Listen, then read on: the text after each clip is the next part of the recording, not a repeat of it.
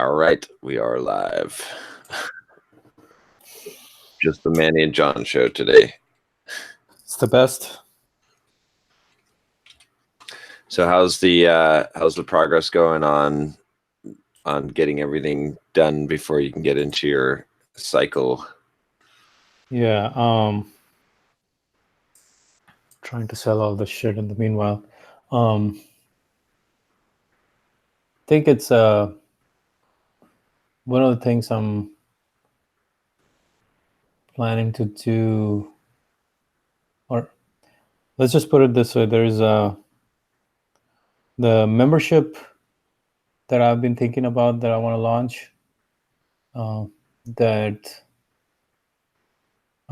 should still be able to be done with this current format, but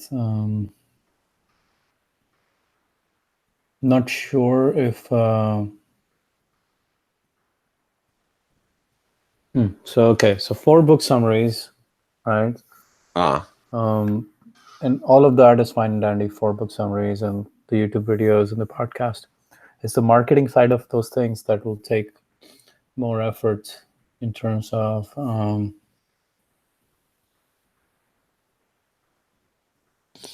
creating the sales page, creating the messaging, because the way I am trying to structure the entrepreneurship course is going to be different from others, in the sense they'll get a weekly book summary, but then there'll be live calls, live Q&A calls, because it's mostly online entrepreneurship kind of stuff.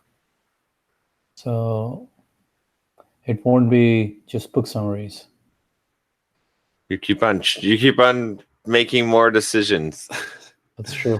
Just stick with it. Just forget the live component for now. You can always add it in later and just go with the plan. Well, in that case, I wouldn't even launch that program for a while, because that was always supposed to be live. That was never supposed to be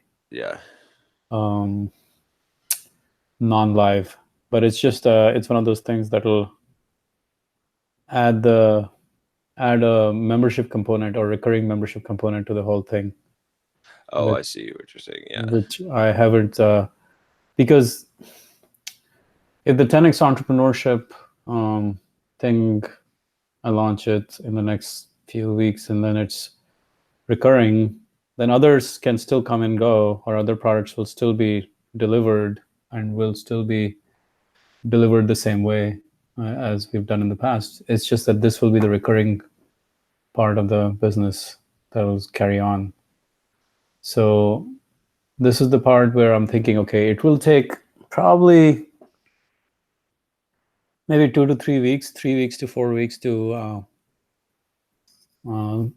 start selling. So in the sense, like, I have to do a lot of pre-content, pre-marketing. So the pre-content and pre-marketing can all be done in the same format we have. I think what's going to change is that I will need maybe 1 week out of the 4 weeks to do the launch itself. Right. So the 3 weeks still get done with like the book summaries and the YouTube episode and the podcast episodes and the email writing and all those things. But at the end of those 3 weeks, I have to just launch the damn thing. Yeah. And then go back into the normal mode, because then I don't have to worry about it, because I will have like 12 or 15 book summaries already stored there. So the weekly component of it can be like, okay, 1 book a week for the next 12 or 15 weeks. And also, the live component is much easier to do. Yeah, no, I mean, that makes sense, is to spend 3 or 4 weeks doing the book summaries, the regular cycles. Then every 5th week or so, you have 1 week where you just do marketing for the new thing, create the sales page, create the emails, launch plan, launch put that on automation, like get that automated so that you can do the launch, and then you can keep on going the next week. Yeah, so I think I don't need to change the plan for week 1 or week 2. It's week 4 that I'm thinking about, right? Right. Let's put it this way. We are in week 21 right now, I think.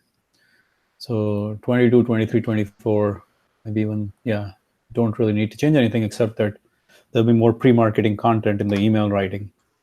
Yeah. I still want to have the 5 email per week written as well, whether I write it or I train my employee to do it, like getting into the quota of 5 emails per week as well, at least for the next few weeks, to see how it goes. Check out this. Let me see if I can drop this. Oh, it doesn't let me. There's not a way to like put an attachment in here, huh? What is it? It was the stats from the launch that my coaching client did. Oh, nice. Yeah. Oh, that's weird. I think I've messed up the. Oh, I don't know. I don't know why. It's How much is it? so. 70? So he did. He cleared $70,000. So 71,000 gross, and then he's got about 10K in payments still coming in. So 80K maybe. Yeah, about 80K. His earnings per click on ClickFunnels is $670. What do you mean? Pretty, like ClickFunnels shows you the earnings per click, right? The people that have clicked, right? And it's $670. He only got 100 clicks? Average cart value 447, earnings per click 670.81. So I don't know how that works then. Maybe that's for the clicks that came in during that time. That's weird. Yeah, what is that? ClickFunnels stats are pretty fucked up. Yeah, that doesn't really seem correct. Per clicks on what? Yeah. Anyway, pretty good clicks launch. on the add to cart button, maybe. That still doesn't make sense because Yeah, that would have to actually be. Yeah, that's crazy. Yeah, I don't know what that. Yeah, that doesn't make sense. But I mean, that's higher than the course price. Yeah, that's true. That's true. That's higher than the average cart value. So how's that even possible? That doesn't even make sense. Unless it's like yeah, that doesn't make sense at all. But yeah, maybe a few decimals off. That's all. But yeah, not bad. 80K launch on a 6,000 person list. So pretty good. Yeah, there's some. That's the key: staying consistent with the messaging. Yeah, I was debating when he was doing this, when I was advising him on how to do this, I was debating whether to tell him to do a $500 price point or $1,000 price point. And now when I it's ended evident it should have been 1,000. I think it might have been. I don't know. I think it probably would have been higher with 1,000. But the reason why I settled on the price point lower allows you to get the foot in the door. That's why I told him to go with 500, because I was like, I'm pretty sure you'll be able to sell this at 1,000 and make a lot of money. But I said, I know that you'll be able to sell it at 500. So like, I was like, I'd rather see you have success at 500 and then know that this is successful than like to take the risk of 1,000 and then there's a chance that what if you don't get any sales or something like that. It can happen. Yeah, the price point can be really big challenge. Actually, my coaching client is going through that right now. He pre-sold that using phone calls, at $1,500. He had a course on authority, on online authority building using podcasting and stuff like that. And I was very concerned about the fact that he was trying to sell it for $1,500 or now $1,900 or $1,800. Yeah. Because he had already sold for $1,500. But the problem was that since he had only sold on phone, he was not able to sell very well again at $1,800 because he hadn't figured out the real messaging. Right. Yeah. And his list is really small, like 2,000 people. So it's like you can't really sell unless you know exactly. You can't sell a high ticket unless you know the messaging to the point, Yeah. and unless you can create value proposition which is much higher than the price point. Yeah, if you've got something like that, if your list is only like 2,000 people, You're better off then just building the list at that point, is what yeah, I was trying to tell him, but he was or more like, or I want to just do the lunch. or just doing the direct sales. Like, I mean, if you're gonna call, like, you can call people, right, and sell at the high ticket. That's fine if your list is that small. Like, it just doesn't make sense to try to sell via email a high ticket item with that small of a list. Yeah, when he came on board, he had already built a whole sales funnel of Yeah, product launch formula style sales funnel and all those things. And he's like, "Oh, let's launch this." And I'm like, "Oh, the price point is a little dicey, yeah, but let's see what happens." Yeah, the price point makes such a huge difference, because if you cannot make the distinction between price and value, you're fucked. You're stuck. yeah. Well, you've got to be able to, like, that's the thing with this boot camp too, is I had him call it a boot camp so that the price comparison, like the anchor point, is against traditional, like, other boot camps, right? The boot camps cost like $5,000 to $10,000, and then it's an educational, right? It's not a video course; it's a boot camp. It's Yeah. more of like it's like it's being put into the category of academia, like of higher education, as opposed to like learning tutorial online. So that allowed the pricing to be better, to be higher. That's So true. That's true. and then also to compare it against, and then you also have to have like something, another point to justify, right? It's like one of the main points that we hit on was the blockchain developer like salary being, being like 150 $1,000 a year, like somewhere, I forget exactly what the range was, but that's the investment, right? You're making a $500 investment, you're getting this. So Yeah. you have to Value to justify price price. justification is pretty good in that case, right? Yeah. Compared to trying to justify that. If you, yeah, so it's never the question of price, it's always a question of value, right? Yeah. Yeah. And value to price justification. Because if someone charged me $2,000 for $4,000, Right. well, how high is the price? I will even pay $3,700, $3,900 for $4,000, right? Right. So Or $11,000 for $1 million. shit. I'll pay $990,000 for $1 million. The pricing is like so immaterial if the value proposition is clear. Well, but there's the that's where, like, I wouldn't pay $990,000 for $1 million, because the risk factor eliminates the plus on it, right? Because every value proposition, right? Like every time you make an offer to someone, there's a few elements, right? One of them is the price, right? So the investment, there's the risk factor of whether or not this will actually work, and if you'll have success, and then there's the reward.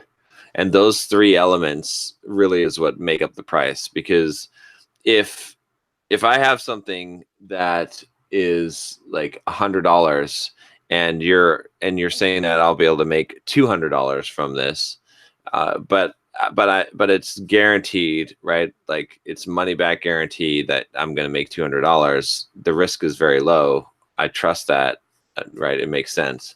But like in that case, if you have something that costs $990,000, and you're saying that I'm going to make $1 million, then I have to trust you so much. Like it has to be so guaranteed. Well, again, yeah, you're right about that. Most of the times the value cannot be as apparent as I give you cash and you give me cash back, right? That would be like unreal kind of value. But most of the times the value is it's more abstract than that, right, in marketing. Yeah. And That's why, as a marketer, our job is to be able to clarify how good can you clarify the value is basically how good you can sell the damn product. Right.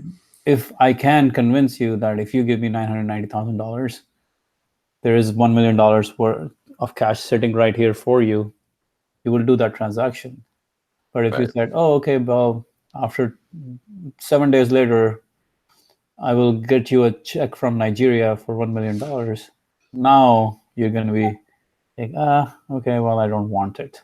Well, see, that's why someone could be convinced to invest $11,000 to get 1 million is because the risk factor is less, even Oh though my it may God. be ridiculous. The risk factor is less because Oh, the yeah. reward factor is higher, right? And you're Yeah. putting up, and the cost is less. So, but it's important to like realize that, because if you have something that is very guaranteed, right? That's why like physical products, they don't have to be discounted as much. They sell better, is because the actual value is not implied. It's apparent, right? It's tangible.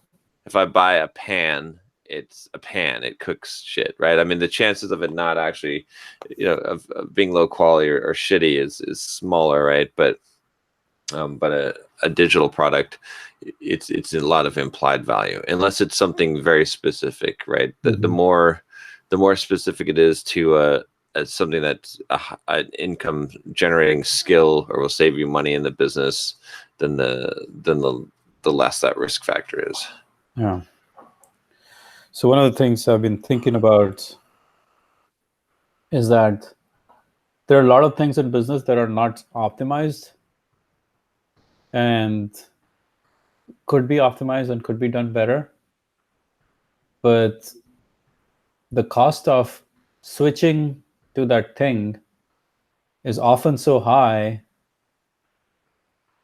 that it is not worth doing that thing. Yeah. And I'm realizing this as I'm trying to sell this stupid furniture. The cost of doing this deal, trying to sell all the crap, all the furniture, extra furniture that I have now, is too high compared to any kind of price I paid for it. Yeah. And the cost and price are not always apparently not clear. Right? We think, oh, this will only take 2 hours to do. Right. Yeah, exactly. But the challenge of the 2 hours is that it will take 15 minutes one time. It'll take 20 minutes one time. It'll take 7 minutes one time. It'll take 19 minutes one time. It'll take 1 minute texting, 1 minute texting, 1 minute texting, 5 minute texting, 7 minutes texting. And as you draw that out, you suddenly are in a giant fucking mess. Yeah, and it's taking away the mental focus. That's the problem. Is it's taking up space in your head. So all of that shit, like little things, are now embedded all over your schedule, and you're now constantly thinking about that thing. Right. Yeah. It has fucked up your attention space, the mental thinking space, right? And now it's on your mind for as long as it's not done. Right. Yeah. So we start the project thinking that, oh, it's just a small little thing that I can get that 10% boost or 15% boost, or I can get that extra 1,000, 2,000, 3,000, or 5,000, or whatever it is. But that fucking thing becomes like worth so much more in terms of your effort that the only thing that really mattered was doing the thing that you were good at and forgetting about everything else. Like letting other people do everything else, almost, to the point. What if, it'd be interesting. What if you called up Goodwill and donated the furniture? Because those are big items. Yeah. They'd probably come and pick it up. I think if it's a certain amount, if it's worth a certain value, they'll send some guys to pick it up. And then you've got the receipts, or Alfredo has the receipts. So you could actually write it all off as a tax, and you'd probably make more money than actually selling the furniture itself, or at least the same amount. I can call them up and see. Usually they don't do that. Usually they expect you to go there. I think if Maybe it's furniture, I thought I've had them pick up furniture before, but Okay, let me see.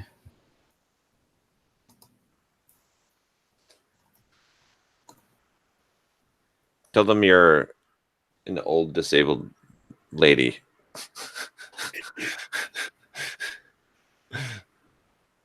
But you've got some brand new furniture. Oh, Habitat for Humanity, San Diego Rescue.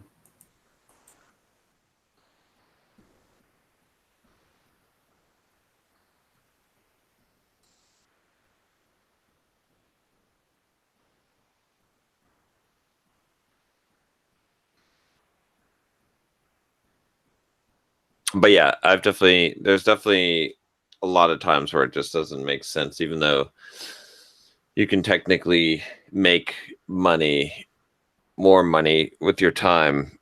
The switching off to that other task is it costs you more in the long run. It's one of those things where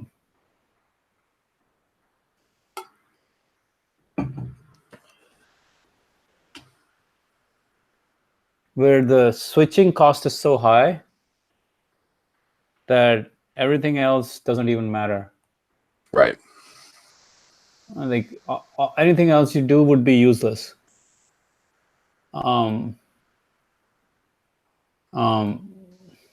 Anyways, I'm distracted because of this thing now. Schedule a pickup. Yeah. Okay, so the switching cost is usually so high. I don't even know like how to quantify it, but the more I do these things, the more I realize it's extremely high. Yeah. It's almost exponentially high. It's not simple. Oh, I spent 2 hours on this task, so -2 hours. So, whatever your hourly rate. No, it's the more cuts you have to make into your timing and schedule to get that, the more it's going to affect it. And the more emotionally engaging it is, the more it's emotionally drains you. Right. That also adds to the switching cost, overall switching cost. The more it hurts or changes your environment, like there's so many costs associated with even one little thing. That's what I'm wrapping my brain around right now. Like one little thing, which you thought was one little thing, is a fucking nightmare. Yep. Most of the times. Like try selling a desk or try selling okay, I'll just sell a TV. Well, fuck, you'll have 20 people like messaging you and saying, oh yeah, how about if you take 300 or 200 or 250? They didn't come. Yeah. Before you know it, you spend 2 hours, 3 hours, 5 hours trying to sell a freaking $300 TV, and you're like, I just wasted 5 hours of my life doing this stupidity. Right. Where you could have made $300 in so quickly, right? Yeah. It's the opportunity cost. Like now I'm talking about furniture, but I feel like this is the opportunity cost of life in some ways. Yeah. Like everything we do, we have to be very careful as to what we are signing ourselves up for, because it's going to have its opportunity cost. Everything has a cost, whether we want it or not. Yeah. And the cost will be deducted from your life, from whatever your purpose or whatever you were trying to do in life. Well, a big part of it is like losing the focus, right? It's because, so I just did a video on this because one of my coaching clients was asking about, like, I have this 5-year rule where basically like anything that you want to become really successful at in life, it's going to take 5 years, right? And that's how you could divide your life up into 5 years. And he's like, well, does that mean that I should only focus on one thing at all in the 5 years, one goal? Like, should I only, like, can I not work on my fitness and my business, or do I work on a whole bunch of things and they all take 5 years, right? And so what I was thinking about this when I was answering the question, and what I came to was like, it depends on where you want to be, right? Like the optimal solution, like again, take Michael Phelps, right? Mm-hmm. If you want to be an Olympic gold medalist, Mm-hmm. then your 5 years, yes, that's all you're going to do for 5 years. Is all you're going to do is swim. That's it. Nothing else. You're not going to train any other way. You're not going to learn another language. You're not going to build a business. You're not going to go on dates with a bunch of girls. You literally didn't do any of that shit. Yeah. All you're going to do is train. Or that's it. 10 years he was just. Yeah. But you don't necessarily, not everyone wants to be an Olympic gold medalist, right? Again, like if you wanted to be, let's say that you wanted to be a famous musician. Okay. So 5 years of just playing guitar or whatever it is, 8-9 hours a day, you're practicing and you're just playing guitar and you're not doing anything else. And that's it. And you can hit that level. But not everyone wants to necessarily hit that level, or even business, right? I said in business, like if you want to be a billionaire, well, I mean, let's say decamillionaire, or you're going to need to 5 years and eventually a billionaire. It's going to take you 10 years, like 5 years and then another 5 years, but 5 years of doing nothing but business, of just running your business. That's it. No other stuff, no fitness, none of this, like drop everything else and just work on the business. But no, I would make an argument for fitness just because it's going to help you. Well, I mean, you don't have to start projects on fitness, but you should do fitness. I would say that if you're really serious, like if you're really at the extreme level, right? So it will still cost you, right? It will still cost you from, from that perspective. But for most people, like we want to have like 2 or 3 focuses, but that's it. But we have like 10, right? And that's where we fuck up. When we have 2 or 3, it's fine. Like you can have, if you're trying to grow your business, start your business, you can be running your business, right? That's your main focus. And you spend most of your effort and focus on that. And even within that, you're focused on what you're doing in the business. And then you might add, like have some kind of fitness goal that you're doing, right? And then you might have some other smaller thing that you're doing as well. But you have the main one. But anyway, the point is that it's on the spectrum, right? It's like if you do more things, you do each of them less well, right? It's almost it is common sense. And I think it's an exponential spectrum. It's not a linear spectrum. If you only did one thing, you will get exponentially good at it. But if you did 100 things, you'll be like 0 at all 100 things. Right. But if you only did one thing, you'll be like, I did a summary of the one thing. I think I talked about it on the 2000 Books podcast about this one. Maybe not. Maybe it's in the membership area. But here's the way to look at it. Here's the answer I'd give to your coaching clients.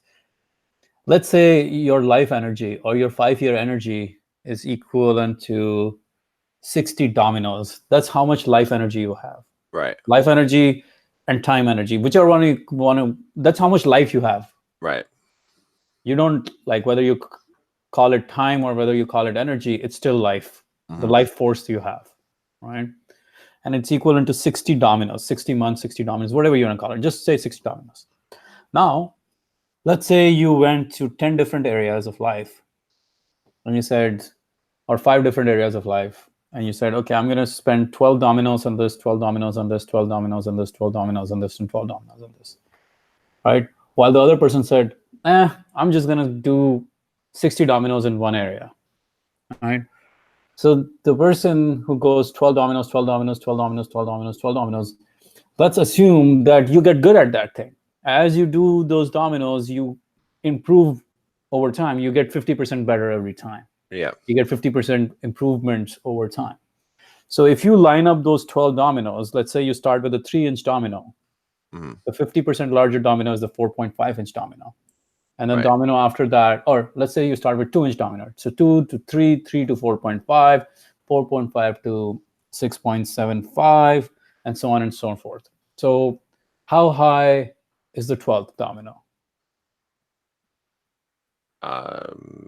I don't know, to the what power times? It's 2 inches. You started with 2 inches, and it's going up by 50% every time. So 2 to 3, 3 to 4.5, 4.5 to 6.75 inches.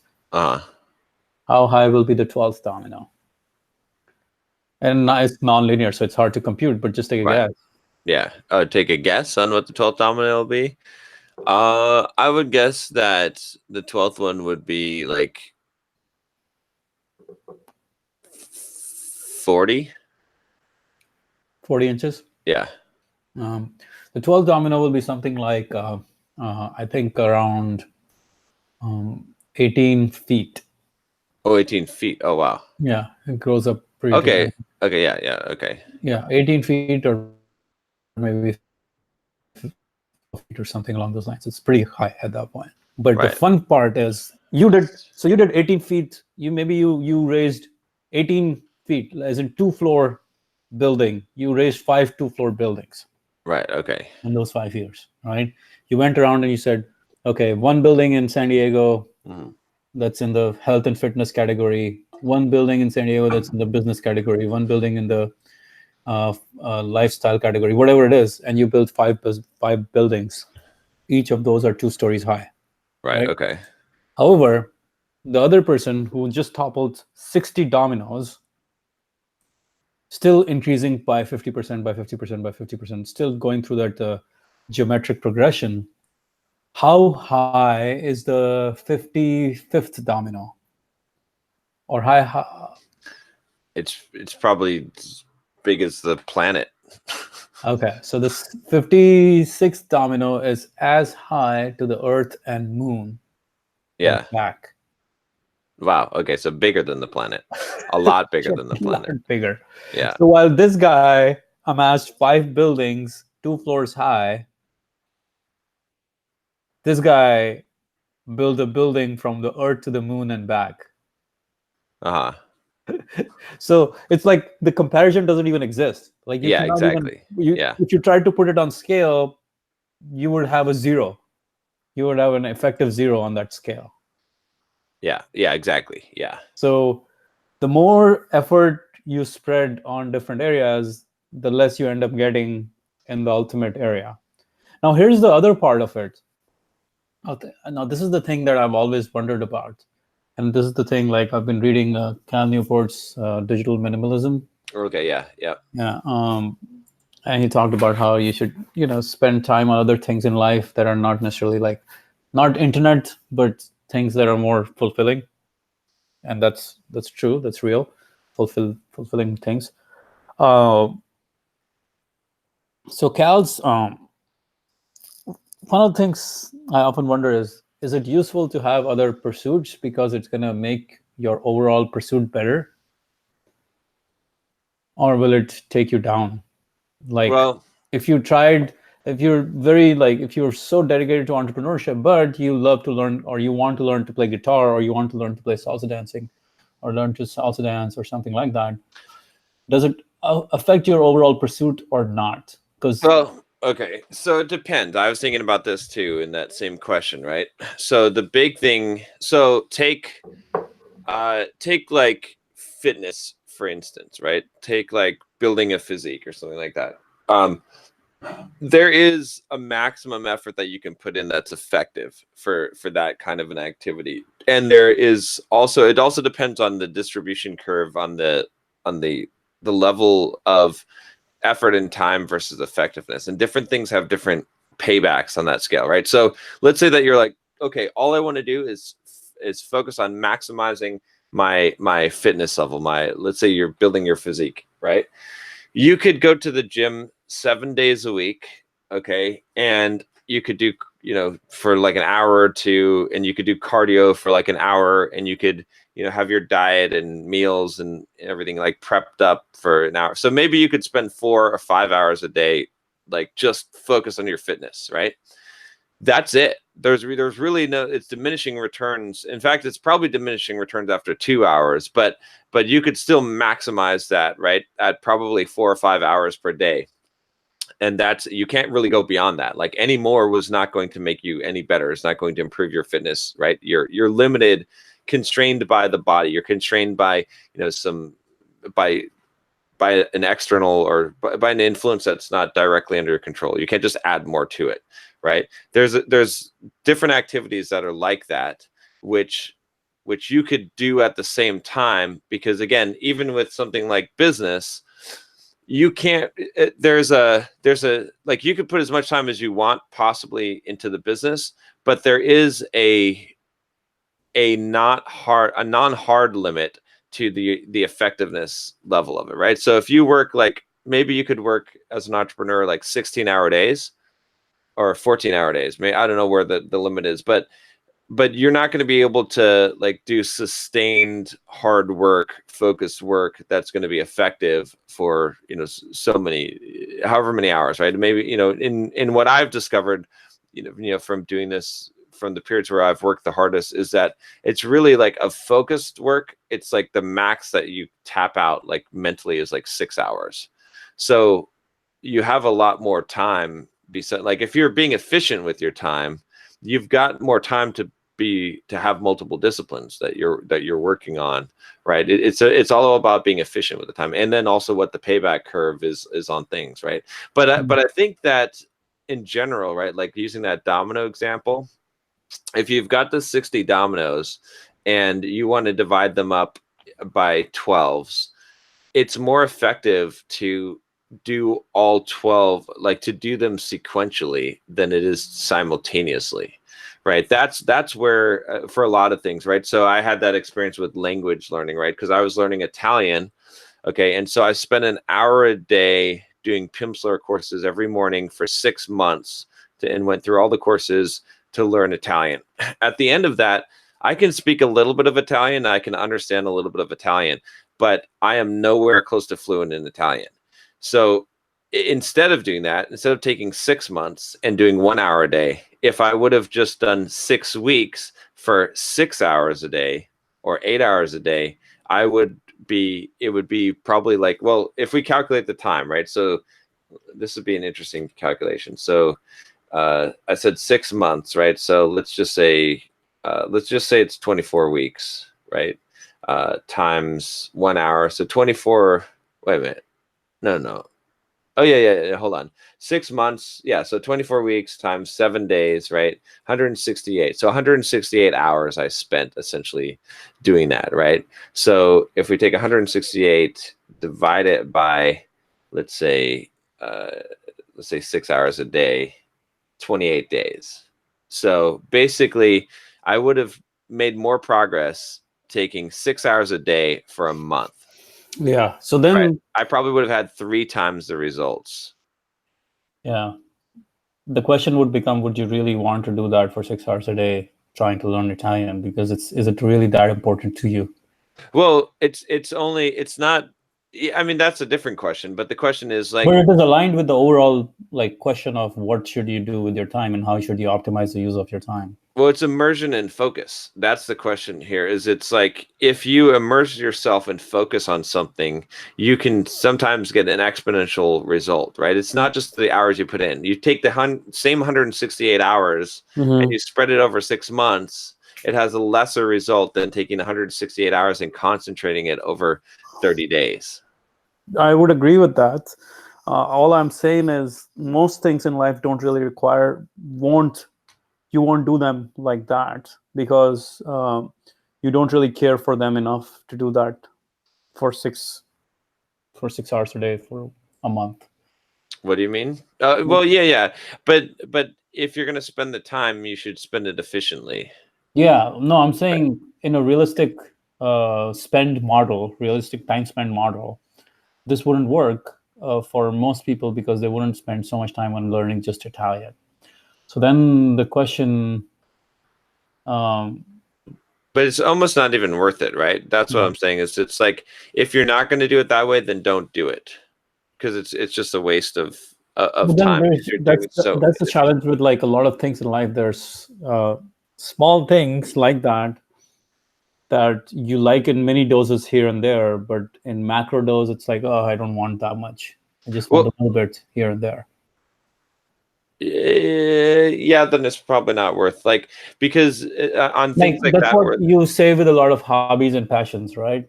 You do them because they're like things you like to spend an hour here, an hour there, but not things where you would just be like, okay, I want to go I want to become world class at it. Well, Right? okay, These are more like the fun things you want to do in life. let's say you The want to fun learn almost guitar. goes away if you Yeah. just did a month of just immersive learning Well, like that. yeah, but let's say that you want to learn guitar and you wanted to just play guitar for a hobby. It would be best to start off your guitar life for doing just practicing like 4 or 5 hours a day for like 2 months.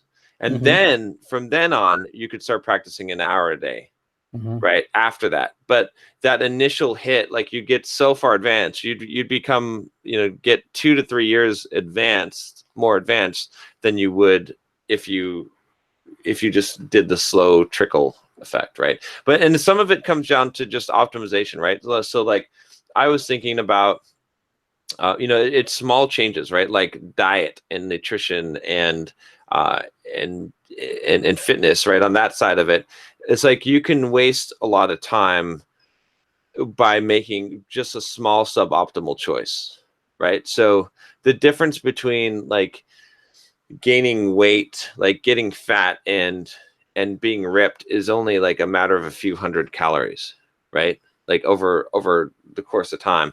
Mhm. But you can waste a lot of time. Like you could say, oh, I want to enjoy my life, right? And so you start like you have indulgences where you eat, food that's bad for you that causes you to gain weight, but you do it frequently, right? Mhm. Mhm. Whereas if you space out the frequency of it, you can have the same level of you can still have the same enjoyment, right, of things. It's just less frequent, but you get a better net result because that's the difference between being fat and being fit. If that, Mhm. you see what I'm saying? It's like it's the same thing with like, if you're doing cardio, you're going to the gym and you're wasting your time because your nutrition isn't in line, right? Or you're skipping workout sessions, or any of those things where you're paying the price of Uh, a small difference in choice, but it has a huge difference in your life. Right. So with regards to the fitness example that we're taking here, right? It's very easy for anyone today to join one of these boot camp programs for 60 days Uh-huh. and just dial in their diet exactly as what they tell you to do and get shredded in 60 days. Right. It's very easy in the sense I've done it multiple times and every time it happens. Like you basically follow everything they tell you. It doesn't take more time. Doesn't take more time at all compared to my normal workout. Right. It just takes that I am going to do it. It's the adherence to Yeah, policy. yeah. And okay, so what we're kind of sort of maybe getting to is the decisions are pre-made in that situation, Right. Exactly. Yeah. right? Yeah. So in many ways, if we can minimize the number of decisions in life, we're going to be better off. So if you wanted to learn guitar, one way would be to have 6 weeks of focus or 1 month of focus time learning guitar. Another way to do it would be have a guitar teacher come to you every Saturday or 2 times a week and just work with you on guitar. But there'll be a maximum that you can achieve in that. Right. That's why I'm saying like some things work better in large concentrations, right? Well, Like well, you can't train for a marathon by doing by running like 60 miles in a day. That's not going to work, right? It's like yeah. that one for something like that, like it's an increased progression over time that's going to benefit you. But there are other things where there's no limit, and the more that you compact in the time and the work, the effort, the exponential the result is, right? So guitar would be one of those things. Learning a language would be one of those things. No, Probably but the thing business, is, like guitar would not be one of those things in my life because I would never spend a month learning guitar. but see, you would It's not win. worth Okay, my time. It's not worth giving up 1 month of my time away from business, away from everything else, just learning guitar. then it's not worth doing at all. That's where I disagree. I think there are things that are worth doing, but I don't want to spend as much time because they are fun. but that's the extent of why I need them in my life. No more. Yeah, but see but even with that, right? Like Mhm. it would be better to dedicate at least a month or two to doing that thing and then putting it on autopilot, right? Because otherwise, like your ramp up period takes too long, Which is right? fine. So at that point, let's put it this way: I'm doing it for fun more than I'm doing it for accomplishment, right? I'm doing it for enjoying the process of learning guitar and playing guitar than for accomplishing and becoming a really good guitarist. Right, but you'll enjoy it more if you have a higher level of No, skill. because I'll be stressed out about all the other things I'm not doing in life.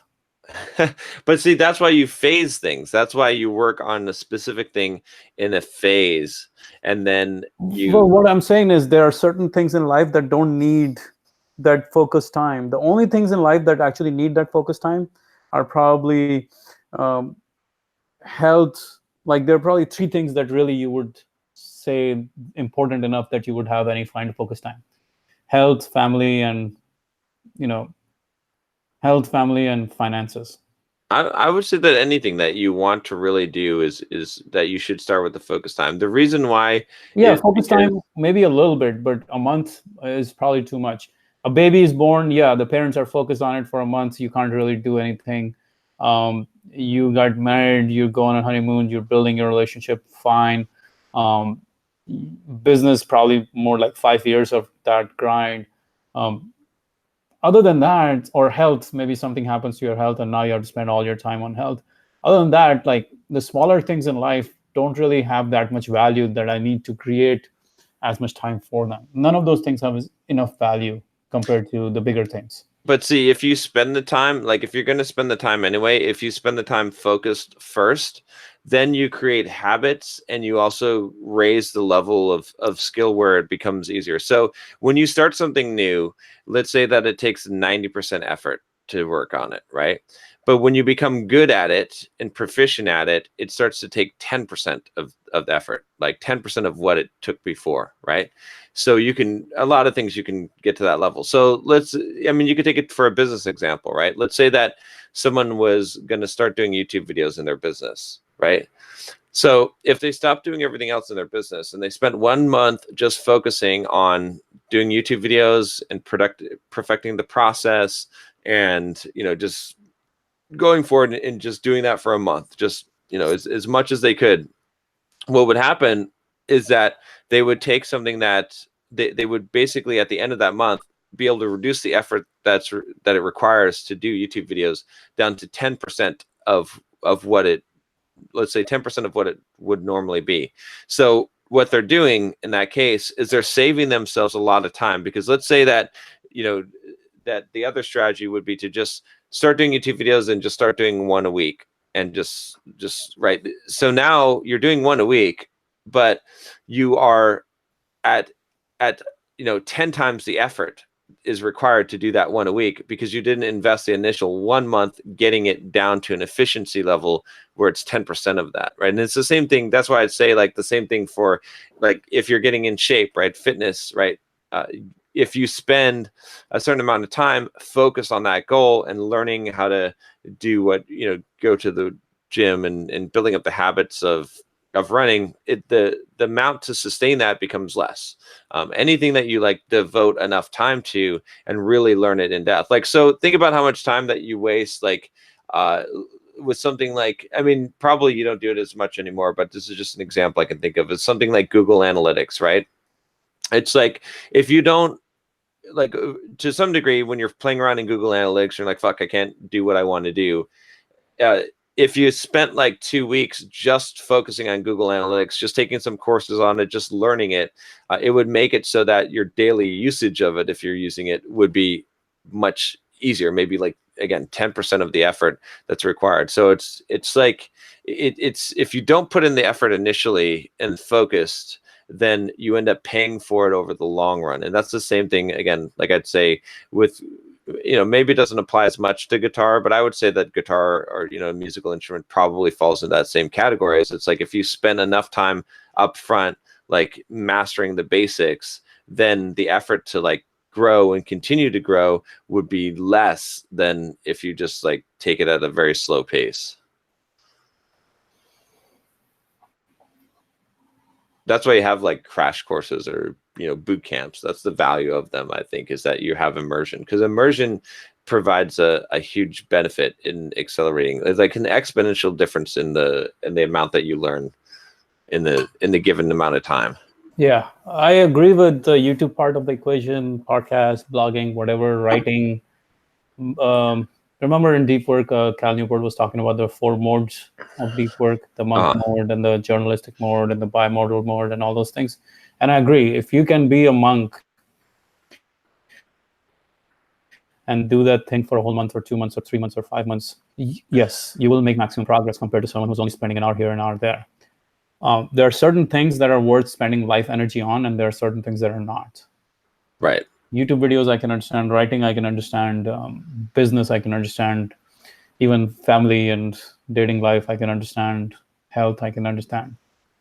Other things are not worth it.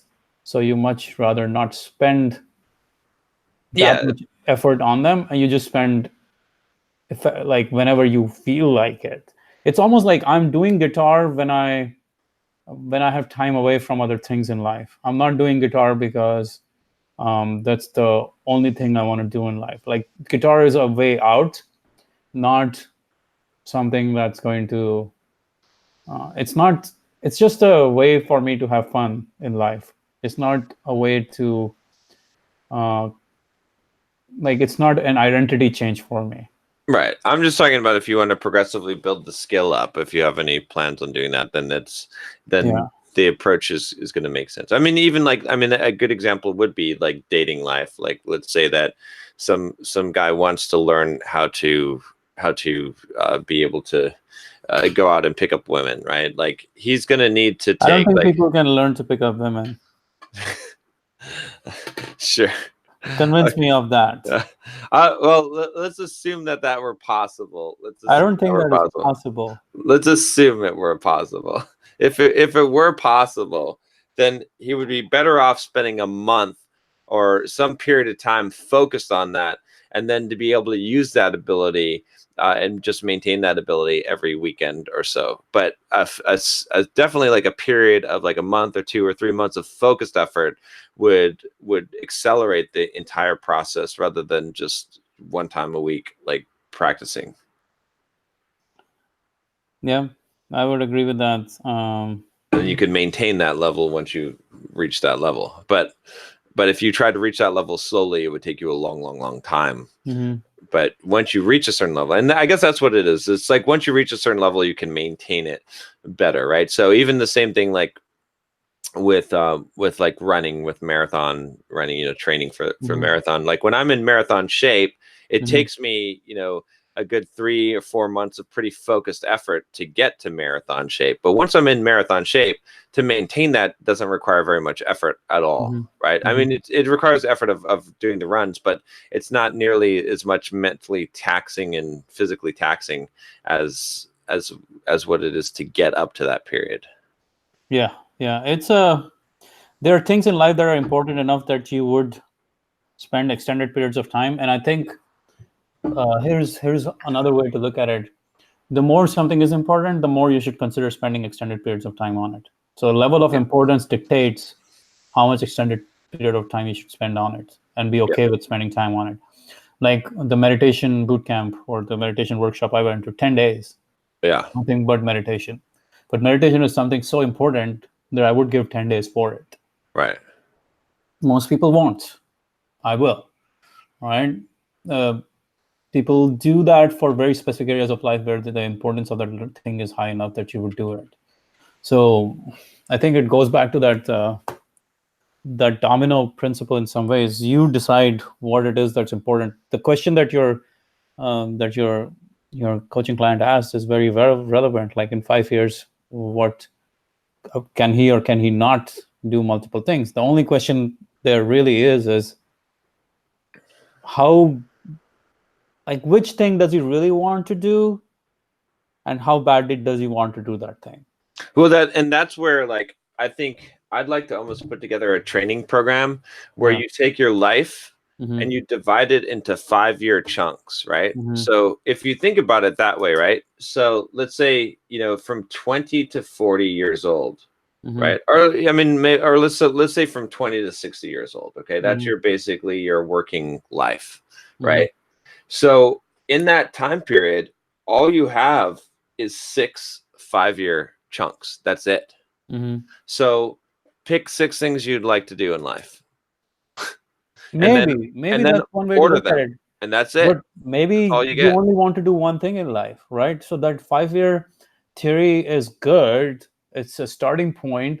But if you want to be an Olympian, or if you want to be a billionaire or millionaire, not millionaire, but if you want to be like you want to have hundreds of millions of dollars, or you want to be a real estate tycoon, or whatever it is, each of those will probably take tens, 20s years to accomplish that thing. It depends on how much your focus is, right? So let's say that you wanted to be an Olympian, right? Mhm. If you're willing to only do that, right, Mhm. you can do that in 5 years, Yeah, tough to say, right? man. You can't be Michael Phelps in You 5 years. can't be Michael Phelps. You can't You be could a gold be medalist. an You can't be a, average. You can yeah, be an average Olympian. Don't yeah, even know about gold right. medalist, Yeah, but you average can Olympian. you Maybe can maybe get into Olympics is probably the exactly. starting You point. can make it to the Olympics. Yeah, But but if you wanted to be Michael freaking Phelps, then you have now to you have dedicate 20 years of your life to it. right. I maybe you could do like, maybe to be a gold medalist you need to devote 2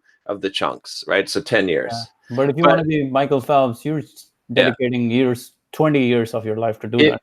if you want to be a millionaire, right? It's one 5-year chunk. It's 5 years, right? Right. If you want to be a decamillionaire, It's two. right? It's 2 5-year chunks. If you want to be, a centimillionaire, it's probably 3. And if you It's want to be probably four. At 100 million, yeah, I don't know, probably 20 years to get to 100.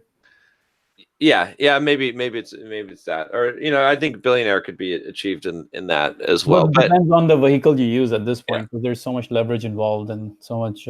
Well, and how much you're focused on your right, if it's a singular focusing. But I think it's just a useful way to look at life is that you've got 6 5-year blocks, Mhm. and that's it. And so decide, like, you can double up on them if you want. If you're like, I want to spend 2 of them on business, Mhm. right? One of them on fitness, Mhm. one of them on relationships, dating, right? Sex life, Mhm. whatever it Mhm. is. One of them on whatever it is. And then you have to also pick the order, which is Mhm. critical that you because the order in which you select these blocks also makes a huge difference, Mhm. Mhm. right? So that's but it's an interesting way of looking at things, because really, like, you only have a finite number of choices that you can really pursue and do, because you can't do all these things. If you pick in the right order, you can maximize your results. Like, a good example of that is uh is Tesla, right? Uh Elon Musk, right? Yeah.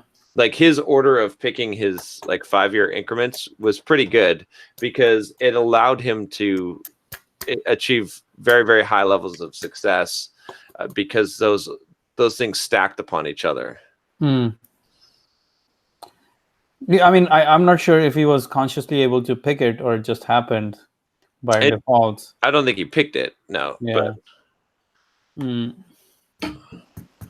well, he did to some sense, right? He chose what he was doing. So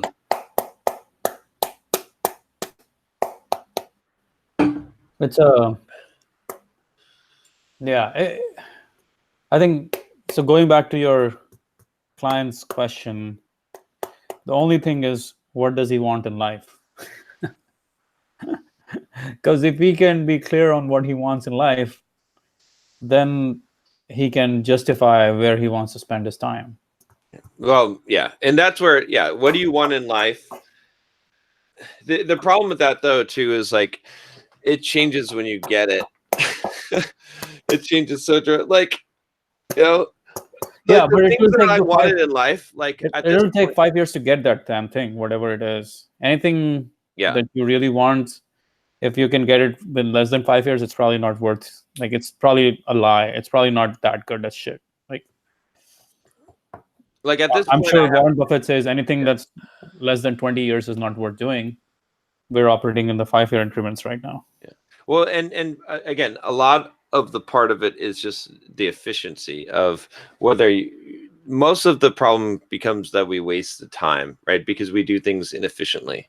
And the fitness example is my best one because it's like, and that's why like I was thinking about this the other day, and I was like, okay, I'm just gonna stick to this plan, like this diet, and I'm not gonna fuck up, and I'm just gonna, because I'm wasting fucking time. I'm wasting years now, right? Like if I have a goal, if I want to get to a certain fitness level, then like anytime that I'm deviating from that, it's just stupidity, right? Because you see what I'm saying? It's not that you're just like not achieving the goal, but you're wasting fucking time because you're expending effort and you're expending time, and that time is being nullified by making bad choices.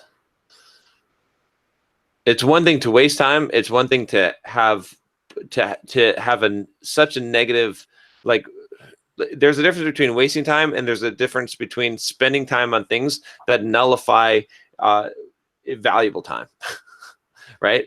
And that's where it comes down to. But it's the same thing in business too, right? We waste fucking time doing stupid shit, and if we had just focused on the thing that was going to move the ball forward, we would have been so much further, right? You could do it in a much more efficient way, right? You can spend, here's a good way of thinking of it for the fitness, right?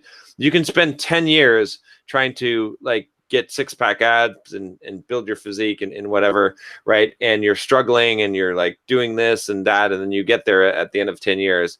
Or you can just do it in 2 fucking years, right? Like just You can do it in super 6 dedication. months. You can do it in 3 months. I mean, it really depends on where your physique is. Well, it depends on where you're at, but I'm just saying, like, if you're just like complete novice, never lifted weights, never like, and you're just trying to build, right? If you're just perfectly strict with your diet, with your routine, with everything, right? You could just do it in 2 years instead of 10 and not waste 8 years fucking with this. You know what I mean? Yeah. Because then once you've done it, then you can maintain it, right? That's the thing is, but it's the same thing in business, right? I was just thinking this in the fitness realm because it's more apparent, but it's the same thing in business. It's like you can fuck around for 10 years and finally get to where you want to get, or you could do it in 2 years if you just bite the bullet, work efficiently, work productively, stop fucking around with other unnecessary shit. The key to doing shit in 2 years, what a lot of people would do 10 years is, I mean, we're talking strictly in terms of productivity now. We're removing everything else out of the equation, people, etc. But minimizing decision making is probably one of the most important elements of it. Just like fitness, if someone knows exactly these are the things to eat, and I go to this gym for 1 hour a day or 2 hours a day, and I get my workout in, and that's it. Right. They're much more likely to succeed than someone who's constantly experimenting with diets and exercises and physique, like this, that. Oh, I should do CrossFit, or I should do boot camp, or I should do the gym, I should do running, I should do this, that. No, if you just decided on one plan and you just stuck with it and you did not change your diet at all, you knew exactly what the diet is. You know, you need 2,000 calories. You know, it's like 200 grams of protein, blah, blah, blah, and you're just doing that. Like, not only no. Okay, I misspoke. It cannot be 200 grams of protein. It can only be, this is what I eat. Right. Yeah, exactly. Yeah, exactly. Because if it's 200 grams of protein, you're making a choice. You're going to fuck around. Yeah. Yeah. No more choices. It's only like, okay, this much lentils, this much greens, and that's my day. Right. Right. This much lentils, this much green, and this much almonds and walnuts, and that's it. Yep. And I eat that shit for 60 days or 90 days. Right. And I go to the same gym every single day, and I work out there. You know, I do their boot camp for 90 days. I think for most of us, that's the end of, like, if we had that decision, right, one time, it's over. Exactly. Right? We literally will get that result. Right. Yeah. Yeah. But that's it for a lot of things. That's it for a lot of things. We already know the answers to our problems. We just haven't committed to them. right? We Like, haven't committed because um, yeah, we like all of us, we know the answer, right? We come here, we sit here, we talk, but we all know the answers to our problems. We just don't commit to doing the thing that would solve the problem for the well, most part, right? We meander our way through, right? partly the commitment is to do fewer things, Yeah, exactly. Yeah. right? To do fewer things, even in fitness, to do fewer things means only eating 3 things or 5 things, and only going to this gym to do the workout. And the seduction of life is to do more things because there's so much more life offers. Yeah. You're telling me I should only eat lentils and broccoli, while there's like 20 other vegetables and 50 other fruits and 70 other types of lentils and grains and legumes and all those things. And I'm like, what? You're telling me I should only eat these 3 things? And you're like, yes, Manny, if you only eat these Yeah. 3 things, and if you only showed up to my workout, my gym for the next 30, 90 days, I will rip you up. I'll make you the most ripped motherfucker, right? See, yeah, but see, here's the beauty of that, though, right? Is something like that is you do it for a limited period of time. Again, that's why I was talking about that focus. Like, let's say that. So, okay, you can make the argument. You can say, you know what, that sucks. I don't want to live my life only eating these 3 things and doing these workouts every day. That sucks. What I'm going to do instead is I'm going to like do something other than that and eat these 10 things that's not quite as strict, right? And what ends up happening is that the second plan takes 3 years or 2 years to get the same result. Let's say it takes 2 Yeah. years. So the chances of you fucking up and falling off of the 2-year plan, yes, it's less restrictive, okay, Yeah. and you have more enjoyment out of it, but the chance of you making it all the way to the 2 years becomes lower. Not only that, but you waste more time, okay, because it takes 2 years, right? Instead of 3 months. Like if it's like 3 months, okay, I'm just gonna fucking do the prison time for 3 months. I'm going to prison, just eating these 3 things, whatever it is, doing this fucking thing. I'm not gonna live my whole life that way. But at the end of 3 months, I'll get the result, and then the effort to maintain that result is much less. Now you could do the 2-year plan thing, the same thing that you're going to do for the 2-year plan, but it's just going to help you maintain the result that you got in 3 months without wasting, the extra year and a half or whatever it is, and the chance of falling off, right? The shorter the compliance period is, the better it is. So that's why it's like better to do things that have more extreme results, because you have to do them for a less duration and you get an exponential benefit from it usually. Yeah, I think compression is really powerful for those exact reasons. That's why a boot camp, a challenge, 60-day challenge or 90-day challenge will work much better than a 365-day challenge, because people will burn out trying to do a 365-day challenge. But a 60-day, 90-day program is easier to do, or a 30-day commitment to doing just YouTube videos, or even a week-long commitment to just doing YouTube videos is huge, or whatever it is in your life, like a week-long commitment to learn a new programming language or 2 programming languages, or 2 weeks to learn a programming language and nothing else. I think you and I are in a special place compared to most people in life that we can actually think like that. Yeah. We have the liberty to be able to do things for a week or 2 or 3, while most people have jobs to go to, which means they really don't have that liberty to operate life like that. Well, yeah. I mean, if you're in that situation where you've got the job, I mean, there's options. One, I mean, probably if you have the job, and that's what I actually said in that video too, is I said, if you've got the regular day job, you can only pick one thing. Sorry, because your job is taking up 8 hours of your day. And so you like pick one. Now you have to pick one thing. If you want to start a business, that's it. That's all you're doing, is you're just doing your job and business. And maybe you could do a minimal amount of like fitness, like working out, but nothing else. No entertainment, no going out, no friends, no social life, nothing. You're just working, you're doing your business and maybe working out, and that's it.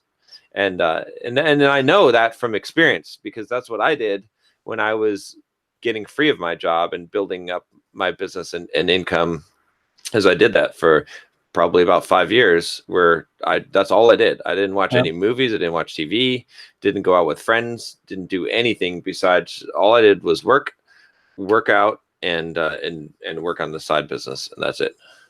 Yeah. And there's no, I mean, but if I had it to do all over again, like in life, I would have never taken the job at all. I would have just devoted like 6 months, large blocks of time to just learning skills and building a business from the very beginning, right? Yeah, I would agree with that. To get all that training ahead of time and work and just focus on that and I'd just be fucking dirt poor. Like if I had the option to go back, like tell myself or tell someone in my situation, I guess myself, because I wouldn't impose this upon someone else, but I would do it for myself, is that I would take like the first 5 years of my career and I'd be just fucking dirt poor, just horribly dirt poor, and just invest all that entire 5 years into not making money, but just developing the skills to make money. Right. And then everything else would be better from then on. But yeah. All right, I guess we should probably wrap this up and do our thoughts. Yeah, you're drinking bad water. I don't know, it smells weird, but I've got a metal container, so I stopped using plastic for everything. That's good. Shit. I mean, this whole episode has been a thought, but Yeah. What more could we add to it?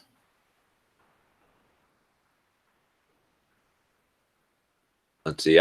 Mine would be, I was thinking about this. I was going to talk about this, but the idea that like, and this has happened to me multiple times in life, is that I kind of like, I'm at the point where I feel like I have everything in life that I had wanted or imagined that I wanted. And when you get there, like at any milestone where you reach one of these things that it quickly, like you quickly lose the motivation, and it's not as big of a deal, right? Like all these things seem like, when I think about the milestones that I've gone through in life in different areas of my life, and it's like, it was such a big deal. But once you have actually achieved it, or you can get that thing on a regular basis, or you can have that success in whatever it is, finance, fitness, whatever, on a regular basis, it completely drops off the cliff. And then you have to look at it and say, okay, well, what do I actually want? So because you're asking the question, what do you want out of life? You have to decide that. And the problem is that you figure it out, but then when you get it, then you realize that it's not quite as awesome as you thought it was. Yeah. Right? I mean, life in some ways, and I'll add my thought on it. It's not what you want is probably going to evolve over time, and that's quite okay. Right. But you have to keep on letting it evolve rather than like once you accomplish the dream and that's it, that could be really disastrous. If people just had one dream for the rest of their lives, it would be really bad. So once you accomplish that dream, you have to reset your clock, reset everything, and go for the next one. Yeah. That's what keeps people alive and motivated and having fun in life. So. Yep, I agree. All right. Good times. All right.